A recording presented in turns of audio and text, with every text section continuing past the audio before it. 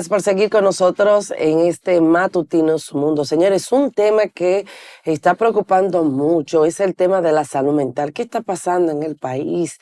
Cara vemos, pero salud mental no sabemos. Ante el auge de los suicidios, de las depresiones, de la violencia, entre otras cosas. Y para ello hoy vamos a conversar vía Zoom con la psicóloga Cristina Mena, que también es presidenta de Asodopsi. Ella también trabaja en materia de matrimonio, familia, entre otros puntos. Así que le damos la bienvenida. Cristina, muy buenos días. Buenos días, ¿cómo estás, Lorena? Qué gusto. Buenos días, un placer tenerte nuevamente aquí con nosotros en este matutino Su Mundo. Cristina, yo creo que entrando en materia, hemos visto en las últimas semanas el tema de la salud mental sale a flote. Por ejemplo, vimos en estos días ya recientemente cómo el hijo de un senador, lamentablemente de 19 años, supuestamente se suicidó, atentó contra su vida, pero también hemos visto personalidades del medio artístico donde manifiestan de manera pública que a veces duran hasta 3 días sin comer, que no se dan cuenta, que no duermen, que se quedan mirando en un punto fijo durante 1 hora. O sea, cosas que tú te das cuenta que está pasando algo internamente entre ellos. Entonces, en sentido general, me gustaría saber tu opinión. ¿Qué es lo que está pasando en República Dominicana? Mira, realmente el tema salud mental, Lorena, todos sabemos que ha dado un giro de 360 grados posterior al tema COVID. Entiendo que nosotros como población, no solamente República Dominicana, sino Latinoamérica y el mundo, tiene la situación de una sobreexposición a la información. Y a nivel de salud mental, por lo general se da que cuando ocurre un evento de suicidio, viene como un aspecto dominó, que todo el que en algún momento estuvo abrazando la idea de no sentirse bien, de sentirse solo, de sentirse abandonado, con sentimientos de uso y abuso, todo esto sale a aflorar cuando otra persona toma la iniciativa y dice, pero ¿por qué yo no? Pueden darse estos casos. Sin embargo, tenemos que separar dos realidades. Una son las patologías clínicas, que por cuestiones químicas en el cerebro de las personas se pueden estar dando por falta de algún tipo de sustancia química que ver con lo que funciona nuestro cerebro. Y otros pueden ser los factores ambientales y el entorno de factor de riesgo en el que yo me encuentro, que son factores totalmente distintos, pero que pueden desencadenar primero, en un nivel de estrés alto, segundo, unos niveles de ansiedad inmanejables y tercero, una depresión simple, luego entramos en un cuadro depresivo severo y lo último que ocurre es una idea suicida, donde lo que debe primar ante esta situación es un círculo de apoyo que observe y acompañe. Por lo general, una persona que comete el suicidio en algún momento ya daba estas señales que tú mencionabas, pero no fue observado de manera oportuna o pasó desapercibido, se le tomó a broma su planteamiento, porque el que se suicida normalmente advierte y lo comunica, sobre todo a su círculo cercano. Por Esto es ejemplo, una realidad.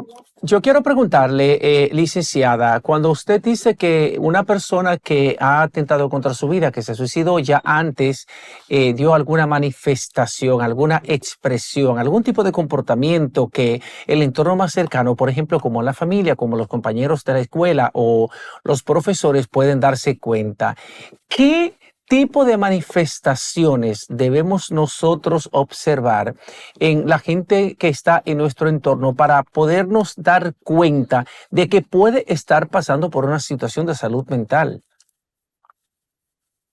Lo primero que empieza una persona con esta condición es a tener un aislamiento selectivo. Me aíslo, si compartía con mis amigos ya no quiero compartir, si hablaba con alguien no quiero hablar con esa persona. Hay personas que se encierran en sus habitaciones, dejan de compartir y socializar en las horas de receso si son estudiantes. Una idea suicida está gravitando en la mente de la persona que está padeciendo esta depresión mayor. Y por lo general, esos pensamientos, a veces la persona está rodeada de personas y se siente un sentimiento de soledad profundo. La tristeza es evidente en su rostro, la apatía, el desinterés. A veces las personas tienden a refugiarse en comer mucho o comer poco. O sea, cada ser humano es único y va a manifestar ese cuadro depresivo de manera diferente. Ahora, ¿quiénes son los que estamos ahí para poderlo ver? El que está acostumbrado a ver cómo se maneja Cristina. Los que están a mi lado y ven mi cotidianidad y notan un cambio drástico en mi conducta o en mi manera de socializar o la manera en cómo yo me comunico, hasta la comunicación a través de las redes sociales te dice qué está pasando con esa persona. Entonces, por eso es tan importante que cada ser humano disponga de un círculo de relacionado estrecho que esté al cuidado o esté al pendiente de cómo tú andas. Y ahí hay un punto muy importante. A veces estos cuadros inician en el entorno escolar, cuando se trata de niños y jóvenes. Y los educadores y el sistema educativo se da cuenta de la situación y alerta a los padres. A veces los padres empiezan a tomar observaciones en sus hijos y les preocupa, y ellos son los que empiezan a tener ese acercamiento a los terapeutas buscando cómo manejar el tema de la comunicación con sus hijos, porque los ven muy encerrados, porque están muy escépticos.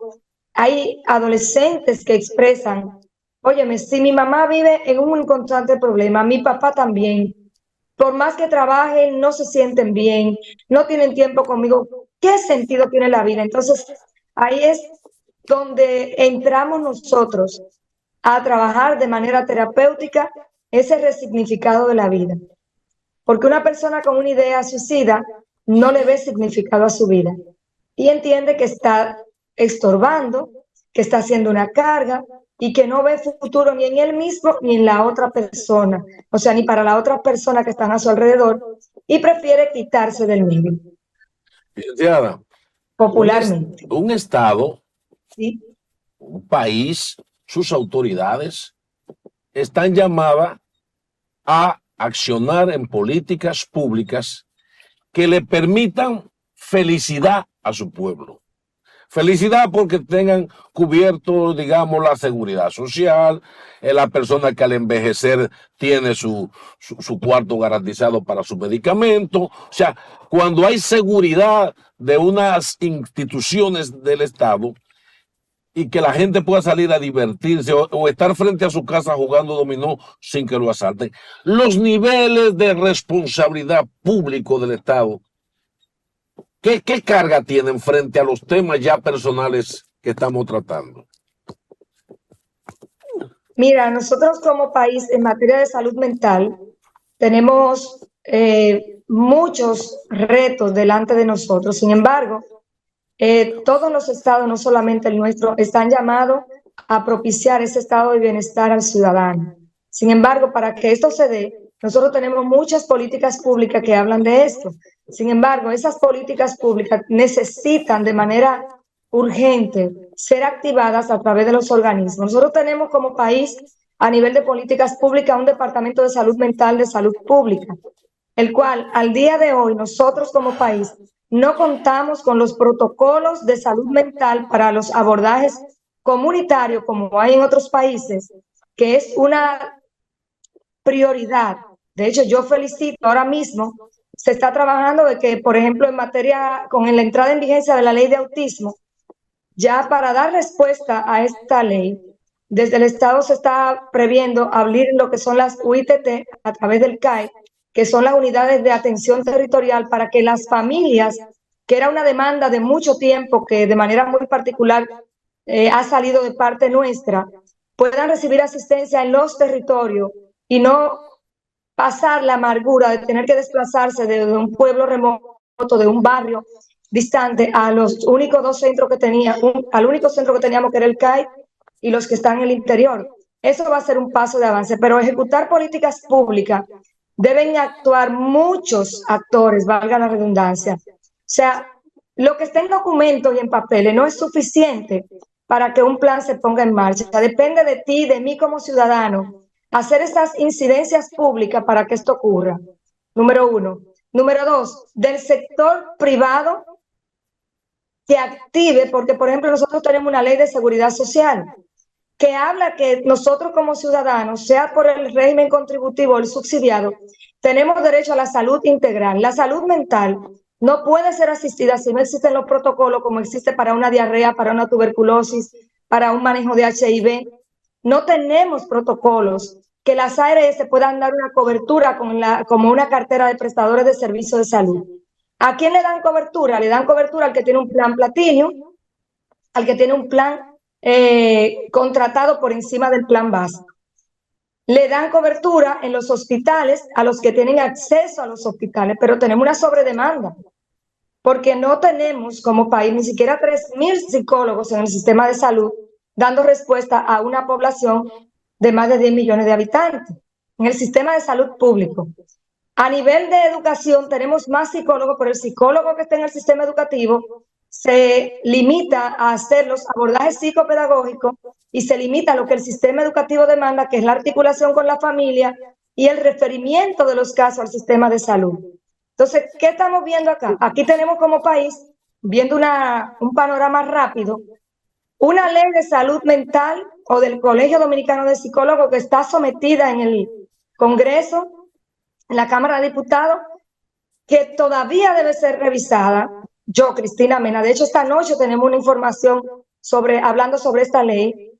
Esta ley debe ser revisada porque hay aspectos en ella que benefician a unos sectores, mas no benefician a los prestadores de servicio en su totalidad, que somos los psicólogos. Eso tiene que verse, pero hasta que esa ley no esté aprobada, hasta que los protocolos de salud no estén aprobados, no hay un reglamento de aplicación de la ley de salud mental, no podemos hacerlo. Y habemos más de 55,000 psicólogos en el país.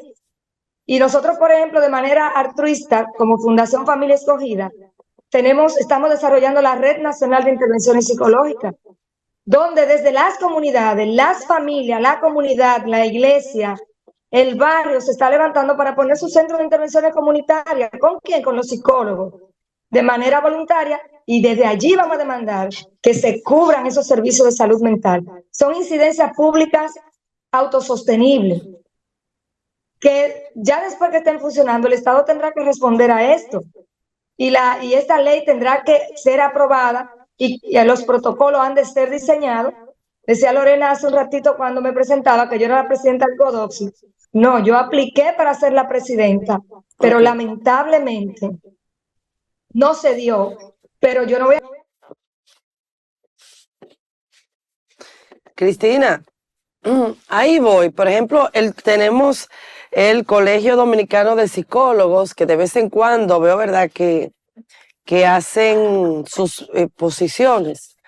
Pero yo siento como que esto debería de incluso de ir más allá, porque no estoy diciendo con esto de que tal vez hagan las cosas de manera gratuita, pero hay que buscar, aunque sea, no sé, la vuelta de poder ayudar a personas que no tengan los recursos para poder recibir la atención adecuada.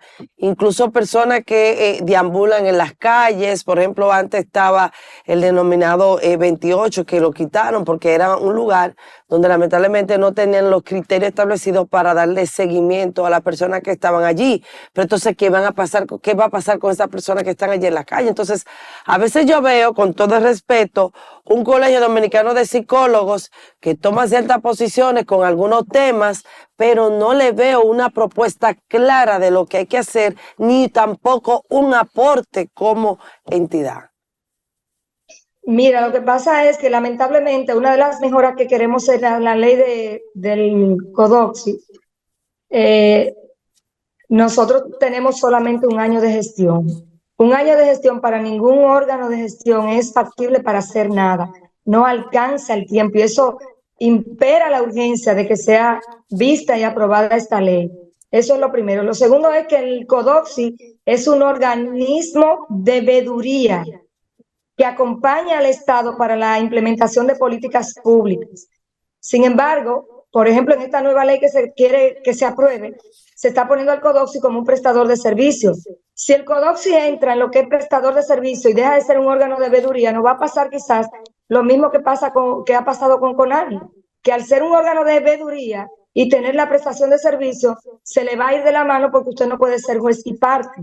Entonces, nosotros como Colegio Dominicano de Psicólogos, porque todos los psicólogos somos parte del CODOXI, deberíamos tener mayor participación, porque el no participar los colegas de nuestro CODOXI para las tomas de decisiones que allí se dan, lamentablemente, lleva a que los pocos que lleguen tomen las decisiones de acuerdo a su criterio o su proyecto de vida personal. Y no debe ser. Debe ser el CODOXI un órgano de veeduría y de apoyo a los estados, o sea, a cualquier persona o cualquier entidad política que esté desde el estado para acompañarle de manera objetiva a esa toma de decisiones de políticas públicas. El tiempo no da. Un año nadie puede hacer nada. Nosotros desde la propuesta que hicimos es que se hiciera un plan de salud mental, un POA, a 4 años. El que ganó este año, que se le pase la antorcha al que viene. Cuando esto se logre, hasta que se apruebe la ley, podremos tener unas respuestas reales desde el CODOXI para la mejora de la calidad de la salud mental. Pero ese no es el único problema, Lorena. Nosotros 55,000 psicólogos, pero de ellos solamente 22,000 colegiados. Y de los 22,000 colegiados, solamente 6,000 promedio activos. Significa que si alguien está ejerciendo psicología de esos 22,000, están sin las calidades de poder, valorar que esa persona esté apta para el ejercicio de la psicología, que es más delicado todavía, porque no está activo en su colegio y las credenciales de ellos no están validadas como demanda la ley del CODOXI. Qué lamentable, Cristina, de verdad que esto esté pasando y esperamos tenerte pronto por aquí para ampliar este tema y tenemos que despedir la entrevista. Gracias por haber estado con nosotros vía Zoom, Cristina Mena. Sé que te queremos pronto aquí en el set de este Multimedia Su Mundo.